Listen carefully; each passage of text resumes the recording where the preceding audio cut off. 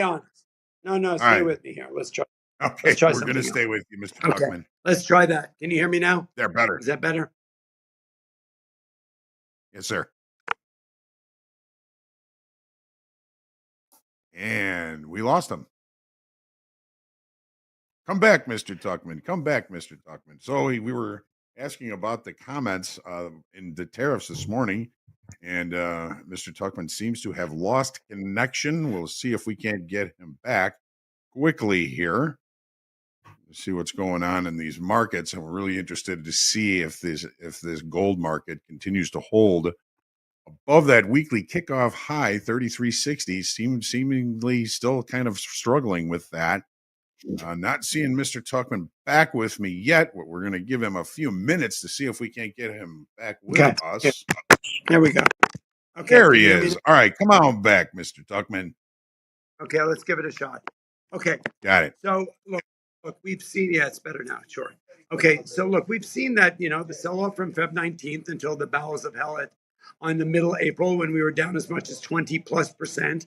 We saw that around all the uncertainty around the dissemination of the information about the tariffs and the lack of clarity there, and the market didn't like it. And then we saw the bounce back. Part of it was technical. Part of it was the president telling people to buy the market. Part of it was the China deal. Part of it was the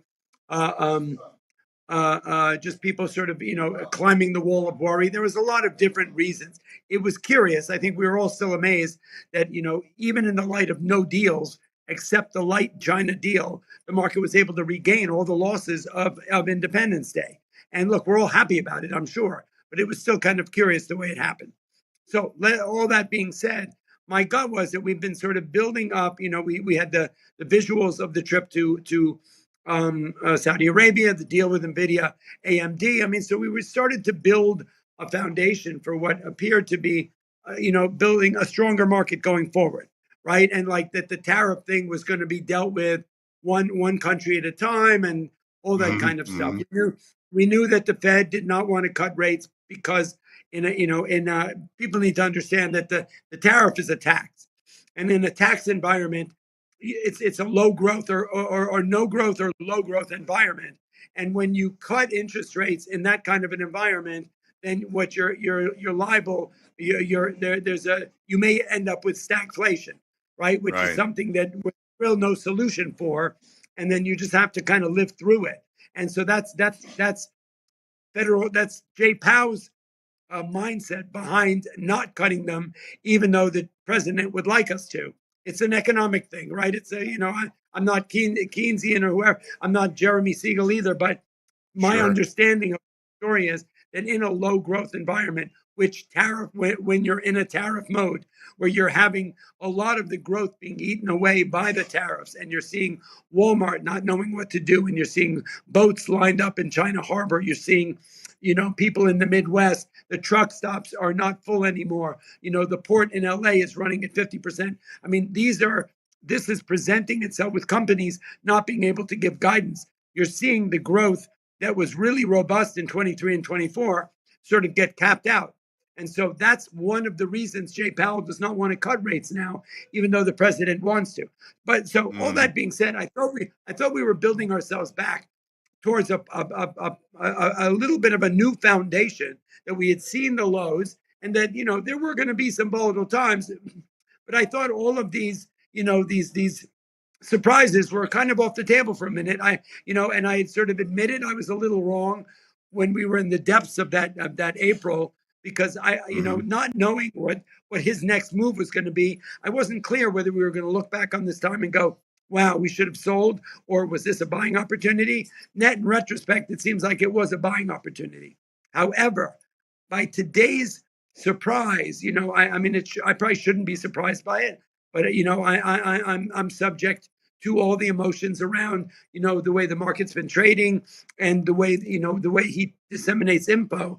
I mean, to suddenly, you just kind of get this feeling that he wakes up in the morning and he's sitting there eating his Kentucky Fried Chicken, and he's wondering, like, what should I do today? Let me spin a wheel. Okay, we got tariffs. You got the EU. Well, let's make it 50%. I mean, it doesn't seem like there's so much. The markets can handle policies that are that are come to after a lot of thought by a bunch of smart people, because those are the guys who are in power, right? They don't have to be smart and they don't have to know what they're doing. They just happen to be the guys who are in charge at the moment. But the market can handle it when decisions are being made in an organization. But to suddenly out of nowhere wake up this morning and go, oh, you know what? I'm going to just throw out a 50 and pick up an arbitrary number, because it was arbitrary. And this is not a political statement. I'm just talking, facts and policy here. Right. 50%. Right. So what did come out of the information this morning was this. We charge 2.5% tariffs on their imports. They charge us 10% on our imports. So it's already uneven, right? The U.S. is Right. carrying a lot more charges than, just so if people don't know what the tariff situation is.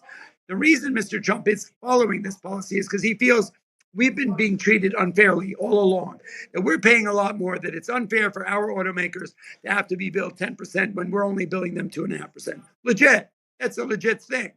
So fine, then we should come up with a reciprocal tariff that evens things out. But to suddenly throw out a 50%, it's like that 145% thing. If we were to live up to those promises back in Liberation Day, an iPhone would be $3,700. Your child's school bag in September, which may not even make it here because the boats are backed up in China, may be an $80 number. So all of those things are a bit unreasonable. So suddenly this morning, it's a 50% charge. Now, look, he may walk this back by the afternoon, and the market will rally, and this conversation will be moved. Order filled. What I'm saying? However, right. The bottom line is where we're at now is it's on steel, it's on aluminum, it's on cars, right? It's a pretty big swath. It's on a lot of the EU. So if everyone knows, the EU is some of Eastern Europe, it's some of Western Europe. It's a lot of producing countries like even Ukraine, that's got a lot of minerals. I mean, it's on a lot of things, and so it's going to eat away at any kind of growth that we're looking at. So, I mean, is this complete throw a wrench in the market? Nice bounce back to where we are? Maybe. You're noticing that we did open lower. We have taken back about 20 handles on the SPY. Yeah. We have not bounced back significantly. So there's still a lot of uncertainty. It is a 3-day weekend. And that the topic of the weekend, look, let's go back for a minute. Last Friday, after the close, Moody's downgrade happened. All weekend long, that's all they talked about on mainstream TV. We came in Monday morning, and the market opened down 70 handles, right? So that's what we're looking at. However, Monday's close was in the green. And we found out now that $4.1 billion was bought by retail traders on Monday, which I think is an amazing little tidbit of news. That the retail traders, it turns out, were not the guys who were selling in order filled at the bottom. That was institutions and mutual funds. So in a good word, the retail traders, who I think we all represent, right, have really matured since the days of COVID and meme stocks. Right? The retail traders are making some good decisions. They did not sell emotionally at the bottom. They were the ones who were buying on dips. They were the ones that bought when everybody was selling on Monday. They were buying the dip, and I think that's a good thing. But I'm not clear where we go from here. I think we still have some bumps in the road, a couple of pebbles in our shoe.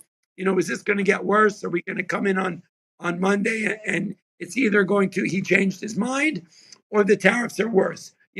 We still have no clarity. And crazy enough, we still don't know the clarity around the China deal. We don't know the clarity. I mean, it was 145%, 70%, 30%, 10%. We still don't know any particulars. And when it comes to tariffs, if you're a producer of a product and you're getting a delivery from China, a boat full, container full of products that cost you 20 to make, that you sell for 30 and the tariff is 7, and now the tariff is 30 and you can't take delivery, well, you're never gonna place your order and the boat's never gonna get filled. Right. I mean, that's what we're up against. So it seems problematic for now. I hope that we end up, market rallies into the close. I'm not sure. All right. I think investors, as well as a lot of retailers, a lot of people that do import stuff from China and everywhere else, are getting a little tired of this. And I think that maybe a little bit of what today was about, not just the tweets, but I think we're getting a little tired, and we do need to see some resolution on a lot of these tariffs. I have one question for you. Sure. Yesterday's MOCs pretty strong to the buy side, but futures really broke hard to the downside. What does that mean? What happened? Order filled. So I have a really good answer for you, because this is Excellent. It's been happening. MOCs is what I do. I eat, sleep, and dream about MOCs. So Yes. anyway, so what's been happening lately is we've seen a lot of intraday reversals where we opened down and the market rallied into the close. Well, and we've seen a lot of good, excuse me, buy side positioning of the market on close. Order Yet, filled. on the close, in the last 10 minutes of trading, we've seen the market sort of shit the bed, excuse my language, right? And so what I'm seeing, this is my own interpretation and opinion, is, and this was borne out by today's price action, because I don't think people have confidence on a day-to-day basis that something crazy like this morning isn't going to happen. If I'm in a trade and I'm confident in the market and I'm long and I've got some nice profits in it on Thursday night, I may hold it on through Friday, hoping that there's a continuation. But lately, people, as you just described, are so sketchy about the day-to-day price action based on tweets and tariffs and what's coming out of the administration, that my gut is, we've seen it 3 days in a row where the market, even in the eyes of a nice buy imbalance, have really sold off aggressively on the in the last 10 minutes.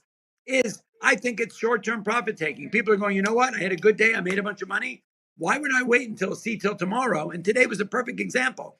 If I had made money yesterday and didn't take my profits on the close, I would have been down a whole load of money this morning, right? So my gut is people have lost confidence in the overnight trade, and that they're basically, if I'm in the trade for the day and I got a couple of shekels in the bank by 350, I'm out of here. I'm done. Mhm. I'm taking my profit, running to the bank, and because tomorrow's a new day. But I don't want to come in tomorrow long a bunch of stock because today was a good day, and end up, I would have been down big time. I would have been stopped out, and I would have been in trouble. My gut is that's what's happened. All right. Thank you very much, Mr. Tuckman. How are things going over at Wall Street Global Trading Academy? What's going on over there? Anything new? Thank you for asking. You know what? Look, once again, in the eyes of all of this craziness, technical analysis is still the name of the game, right? You guys, we had a master class last week. We talked. We have pivoted almost 80% to futures, and all we talk about is top step. So I hope everyone goes and checks out. There's a recording of the master class. If you go to wsgta.com or go to our website or go to the link in my bio, you can see it. We talked about Trump.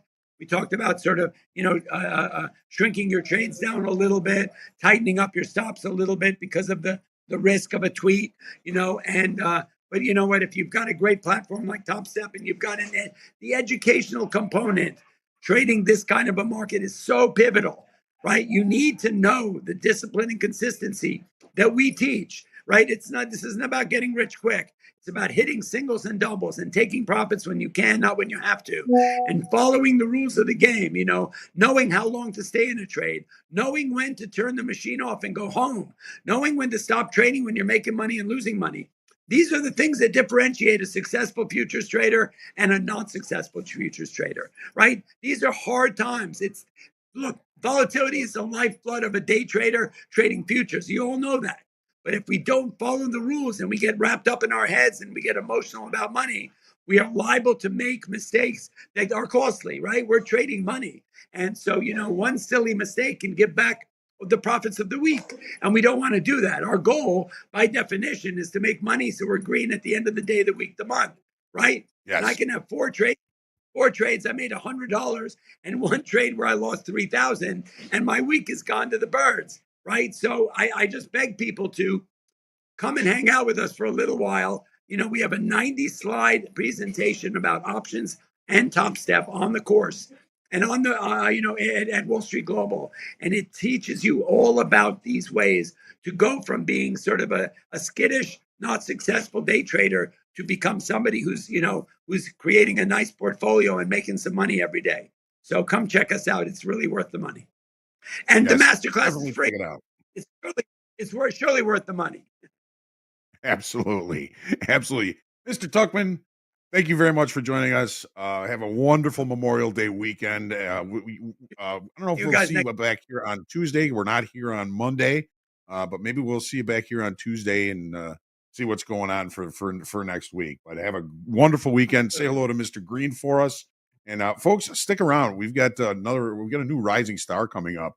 Yaswell will be with us. He's currently trading in 5 Express funded accounts. Started in May. He's got 100% winning days so far for over 60,000 in profits sitting in each account. Wow, this is really going to be something special. So stick around. We got Dolby and Jack joining Rising Star Yaswell coming up in just a minute. There's so much still to do here on a Friday on Top Step TV. Make sure you stick around. Let's go.